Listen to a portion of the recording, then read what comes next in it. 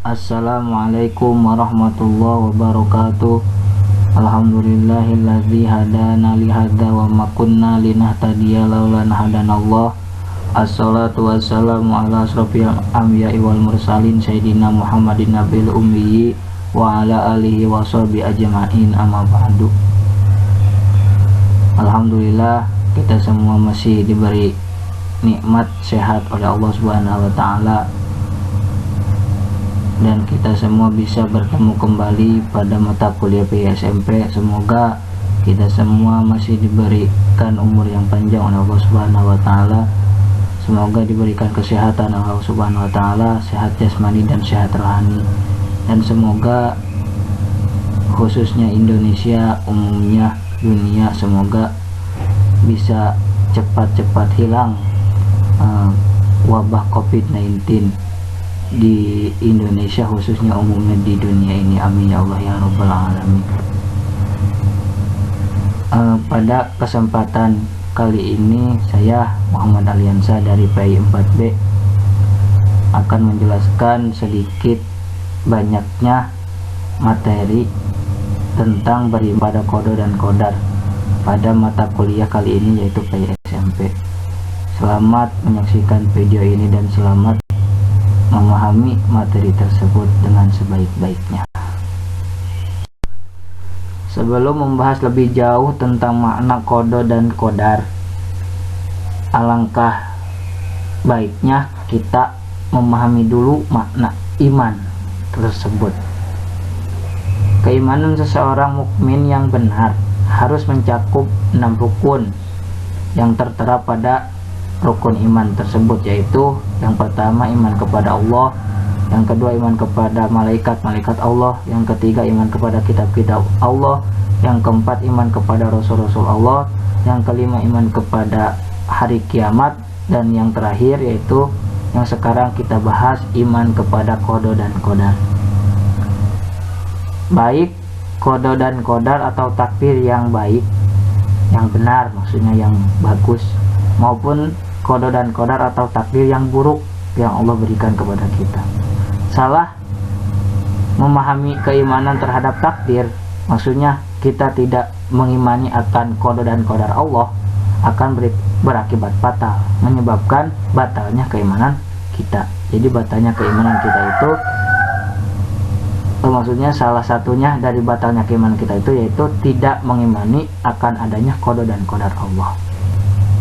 Iman yaitu mengakui dengan sepenuh hati atas apa-apa yang disampaikan oleh baginda Rasulullah SAW, atas apa-apa yang disampaikan melalui hadis Nabi, yang disampaikan baginda Nabi, kita harus mengakui dengan sepenuh hati dengan syarat-syarat tertentu. Ada 4. Yang pertama ma'rifat, harus yakin akan adanya perintah Allah melalui para rasulnya, yaitu Rasulullah SAW. Dan yang kedua idian, mengakui dengan sepenuh hati atas apa yang disampaikan oleh Allah pada rasulnya dan rasul menyampaikan kepada kita. Yang ketiga qabul, menerima dengan sepenuh hati atas apa-apa yang disampaikan oleh Allah kepada baginda Rasul dan oleh baginda Rasul kepada kita. Dan yang terakhir yaitu ikrar kepada 2 kalimat syahadat dengan lisan, yaitu membaca asyhadu la ilaha illallah wa asyhadu anna Muhammad Rasulullah. Berarti kita udah iman. Intinya iman itu adalah perbuatan hati, bukan perbuatan akal. Jadi kalau kita mengimani kepada sesuatu yang Allah ciptakan termasuk dan qadar Allah, berarti kita harus mempercayai dengan sepenuh hati. Tidak ada kata tidak mempercayai gitu. Setelah kita memahami pengertian dari iman, menginjak ke pembahasan selanjutnya, yaitu pengertian atau makna dari qada. Qada menurut bahasa memiliki beberapa arti, yaitu hukum, ketetapan, kehendak, pemberitahuan, dan penciptaan. Asal maknanya adalah memutuskan, menentukan sesuatu, mengukuhkan, menjalankan, dan menyelesaikannya sesuatu tersebut. Sedangkan menurut istilah Islam, yang dimaksud dengan qada adalah ketetapan Allah sejak zaman ajali sesuai dengan irodahnya, sesuai dengan kekuasaannya Allah tentang segala sesuatu yang berkenaan dengan makhluk. Ketetapan yang Allah berikan kepada makhluk sesuai dengan kehendak Allah pada sejak zaman ajali. Qada adalah ketentuan yang bersifat umum dan global. Maksudnya ketentuan tersebut atau ketetapan tersebut sifat umum yang diberikan kepada makhluk tersebut sejak zaman ajali.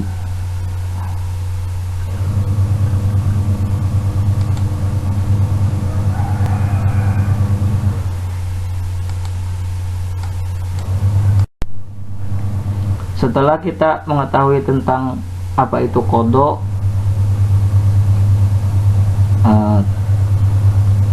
yang selanjutnya yaitu qadar yang tidak terlepas dari qada tersebut. Qadar yaitu menurut bahasa kepastian, peraturan, ukuran. Adapun menurut Islam, qadar adalah perwujudan atau pernyataan ketetapan Allah terhadap semua makhluk dalam kadar dan bentuk tertentu sesuai dengan irodahnya Allah. Jadi perwujudan dan kenyataan dari ketetapan dari qadanya Allah.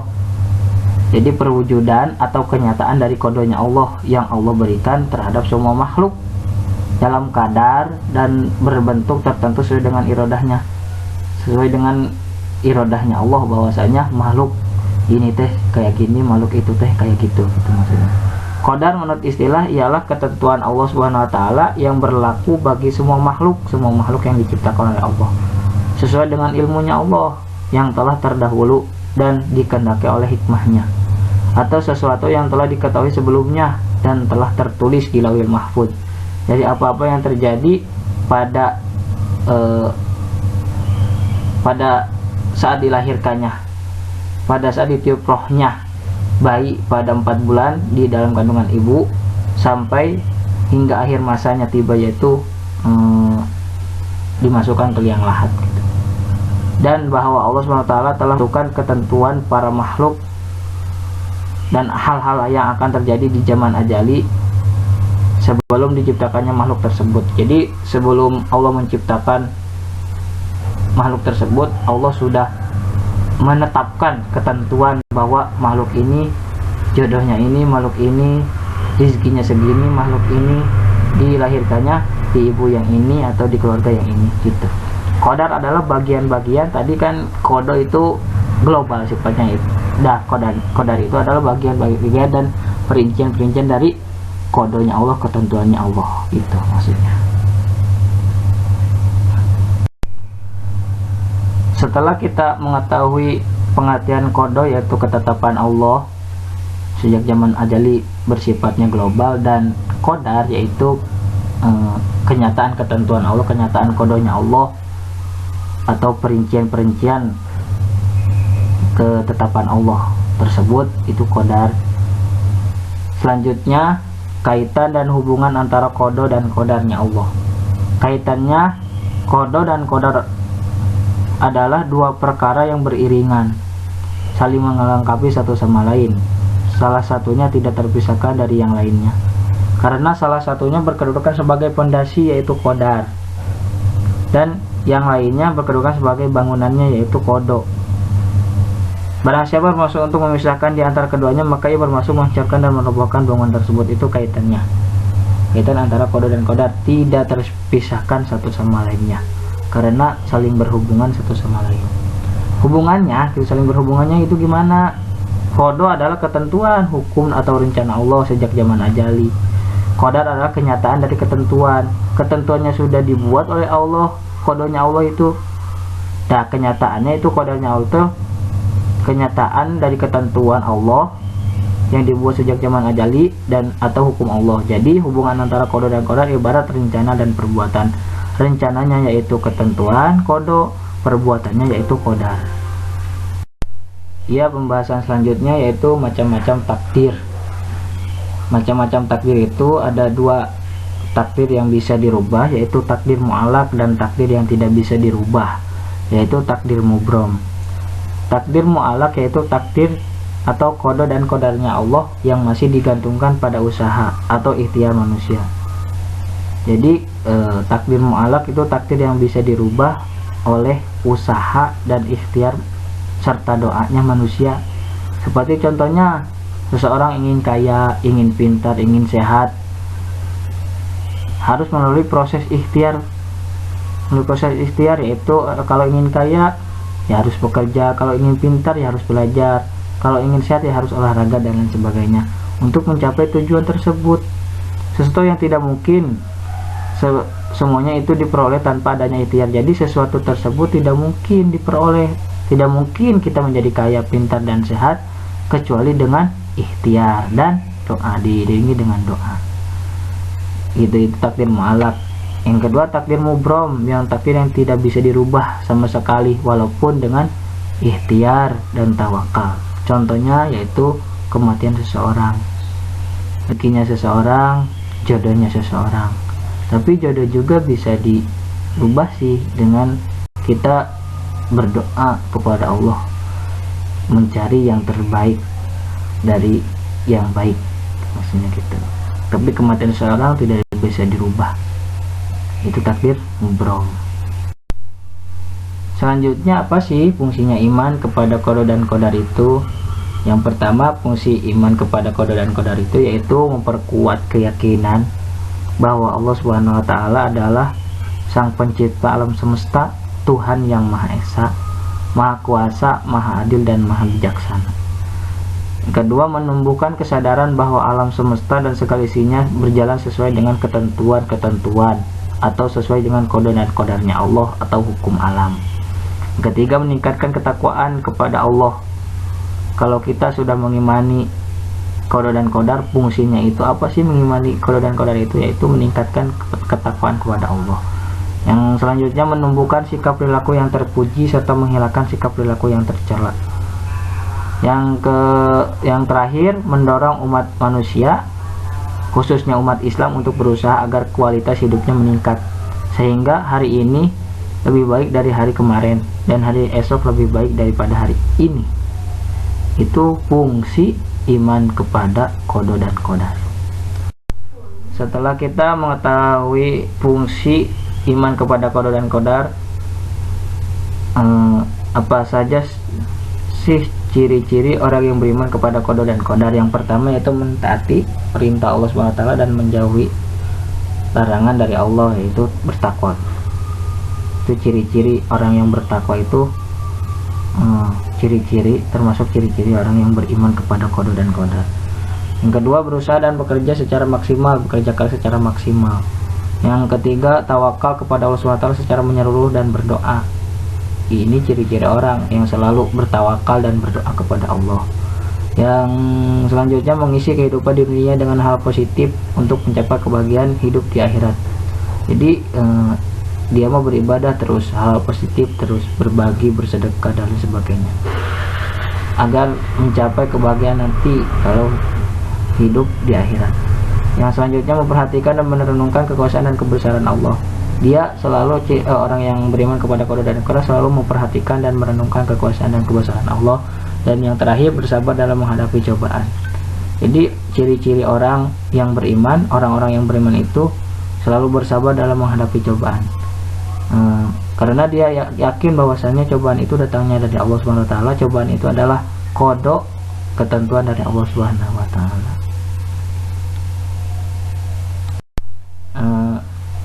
Pembahasan terakhir dari materi ini yaitu hikmah beriman kepada qada dan qadar. Setelah kita tadi tahu fungsi beriman, terus ciri-ciri orang yang beriman, hikmahnya itu apa sih kalau kita beriman kepada qada dan qadar? Yaitu yang pertama, melatih diri untuk banyak bersyukur dan bersabar, melatih diri kita untuk banyak bersyukur kepada Allah dan bersabar atas apa yang menimpa kita, atas cobaan apa yang menimpa kita.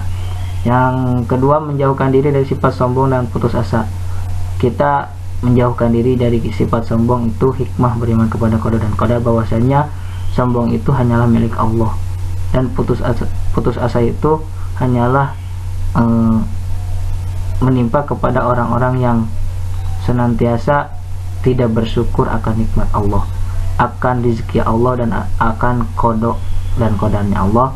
Yang selanjutnya yang ketiga, memupuk sifat optimis dan giat bekerja, optimis dalam hal apapun dan giat bekerja. Dan yang terakhir itu menenangkan jiwa. Jadi hikmah dari beriman kepada qada dan qadar menenangkan jiwa. Maksudnya kita kalau kita beriman kepada qada dan qadar, kita tahu bahwasannya semua di dunia ini sudah ditentukan oleh Allah, sudah dikodokan oleh Allah, sudah menjadi kodok oleh Allah, dan yang ketentuan-ketentuan atau kenyataan-kenyataan dari kodo itu, kodarnya Allah itu sudah ditentukan juga oleh Allah Subhanahu wa ta'ala. Jadi kesimpulannya yaitu beriman kepada kodo dan kodar akan melahirkan sifat optimis, tidak mudah putus asa, sebab yang menimpanya ia yakin sebagai ketentuan yang telah Allah Subhanahu wa ta'ala takdirkan kepada kita. Jadi bahwasanya cobaan yang menimpa kita itu, orang tersebut itu yakin itu adalah ketentuan dari Allah, dan Allah SWT akan memberikan yang terbaik kepada seorang muslim sesuai dengan sifatnya yang maha pengasih dan maha penyayang. Yakin bahwasanya Allah itu akan memberikan terbaik kepada kita semuanya. Oleh karena itu, jika kita tertimpa musibah atau cobaan, maka bersabarlah, sebab buruk menurut kita belum tentu buruk menurut Allah. Sebaliknya, baik menurut kita belum tentu baik menurut Allah Subhanahu wa ta'ala. Karena dalam kaitannya dengan qada dan qadar ini, seyogyanya lahir sikap sabar dan tawakal, bersabar dan bertawakal, yang dibuktikan dengan terus-menerus berusaha sesuai dengan kemampuan untuk mencari qada dan qadar yang terbaik dari Allah Subhanahu wa ta'ala. Sekian pemaparan dari saya pada mata kuliah PSMP, materinya yaitu beriman kepada qada dan qadar. Semoga apa yang disampaikan oleh saya bisa diterima oleh anda-anda sekalian yang mendengarkan, yang menyaksikan video ini. Dan bila ada ganjalan atau pertanyaan, bisa tulis di halaman komentar. Semoga ilmu yang kita dapatkan hari ini bisa bermanfaat dan bisa dimanfaatkan oleh kita semuanya. Amin ya Allah ya rabbal alamin. Ihdinas siratal mustaqim. Allahumma muwaffiq ila aqwamit thoriq. Wassalamualaikum warahmatullahi wabarakatuh.